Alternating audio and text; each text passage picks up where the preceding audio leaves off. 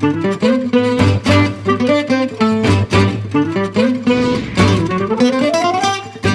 Kenyan flower industry is one of the largest in the world. According to Kenya Flower Council, 4 million people's livelihood depends on it. The country exports its cut flowers to more than 60 market destinations worldwide, with its main markets being Europe, Australia and Japan. As competition rises, there is a move towards growing new markets in the Middle East, Russia, America and China. Floriculture is one of Kenya's top foreign exchange earners, generating over $1 billion annually and contributing to 1% of the GDP. 38% of all rose-cut flower imports to the European Union originate from Kenya. Prima Rosa, a family-owned business, started growing roses 20 years ago.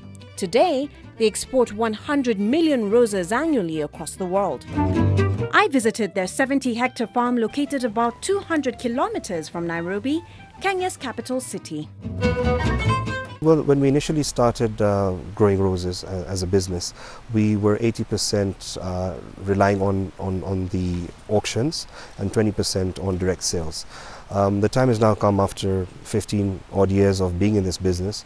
We now are doing 80% of direct sales and 20% into the auctions in Holland. Any particular reason why the shift from auction sales to direct sales? Well, first of all, getting to know your client.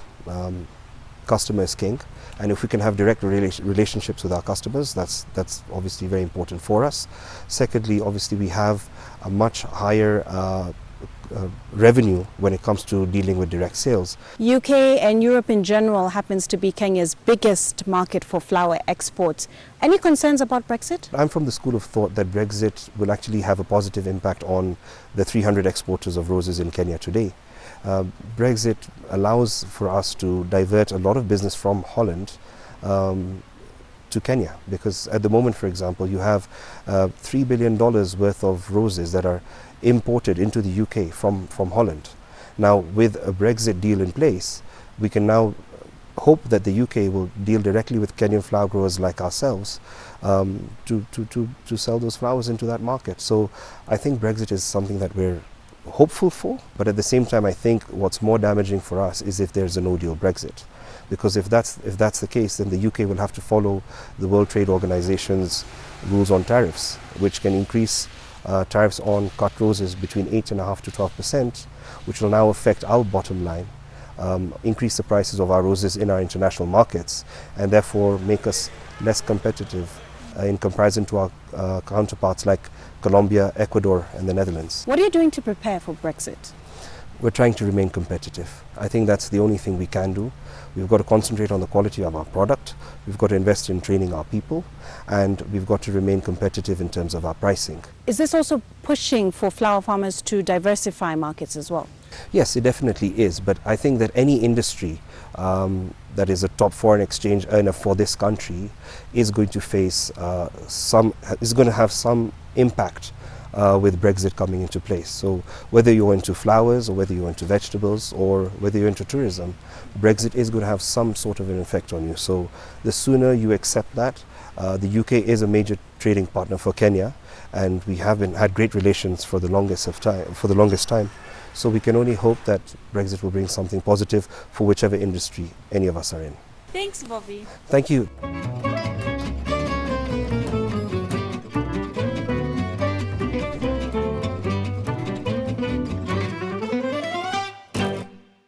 These boxes of flowers in this truck will soon be off to Nairobi, and then after that they'll fly thousands of kilometers to a flower auction somewhere in Europe before ending up in shopping malls, offices and flower shops elsewhere in the world.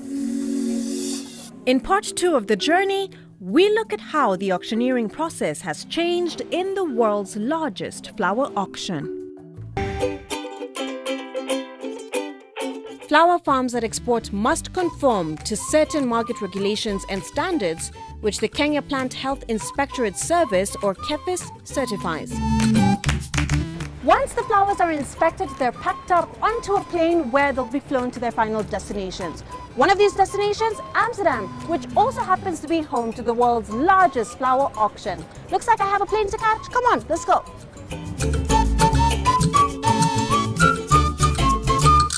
About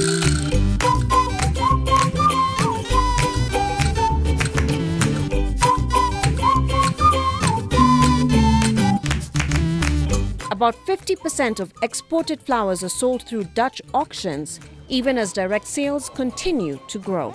Welcome to Aalsmeer, the world's largest flower auction. And I'm standing right smack in the middle of the globe's largest rose warehouse. All the roses you see here got in by 4 a.m. and they'll be distributed across Europe by the end of today. And guess what? The majority of these flowers are from Africa. The Aalsmeer Flower Auction sells around 20 million flowers daily, and on special occasions like Valentine's Day and Mother's Day, sales increase by 15%. In 2018, Kenya was its top supplier of flowers, generating a turnover of $390 million. I spoke to an auctioneer to get a feel of what a typical trading day looks like. So take us through the process of auctioning. I can see that everything has been digitalized. What happens here, the flowers are in the cold stores. They are not coming through before the clock anymore. They are from the cold stores into the logistics system, and everything is just auctioned off with a picture. Everything is online, basically. Basically everything is online. So where do these flowers end up? Our main market, I think it's Europe, and then basically the German market, the UK market, the French market, Italian market, and the Dutch market. And a lot of Russian countries, and also the Romania and Hungary, they are growing and picking up. How high is the demand and what's so special about the flowers from Africa? The specialty from African flowers, especially from Kenya, is that they are growing in a high altitude, and that's why they have the really big head size. I think a lot of customers, especially on the wholesale market, is really interested in those special varieties and the really big head size. How many flowers do you sell in a day? Between 8 or 10 millions, maybe in one day. And that's only roses. And then you have all the other flowers as well.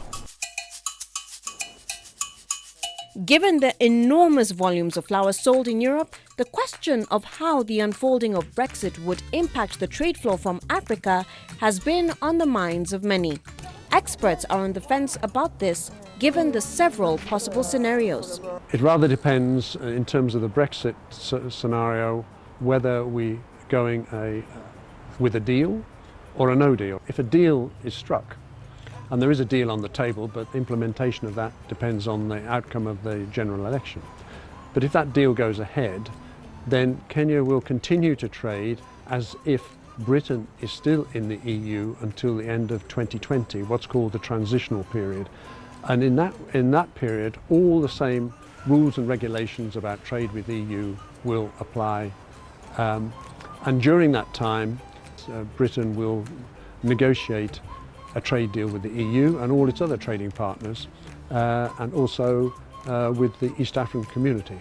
With a no-deal scenario, then that means that product that is passing through Europe will be subject to phytosanitary and customs inspections before it goes into Britain. Because the day that you leave, effectively, our duty-free and quota-free access gets finished. So for growers in Africa, this is something that they will have to adjust to and actually take into account that the flowers that they will send for the European markets will have to comply with the European market regulations, whereas the flowers they will send specifically for the UK market might require another set of regulations.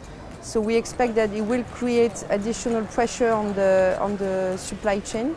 So definitely some extra costs, extra controls, extra time, extra delays that are also costly when you're dealing with perishable products. Well, you heard it from the experts. It's a wait-and-see situation. And as the world watches Brexit and how it truly unfolds, how can flower exporters best prepare themselves for the decisions made out of Brexit? In any case, prepare for no deal, because this is still an option.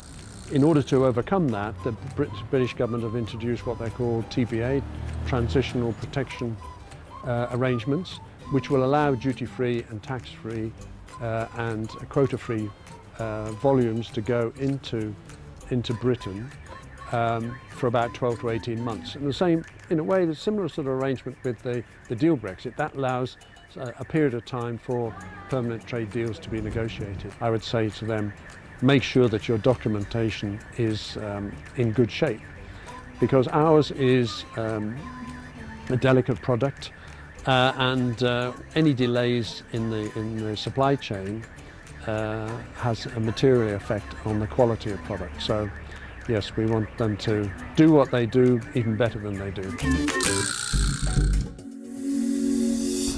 That's all we had for you on today's show. Thank you so much for joining us. Until next time, goodbye.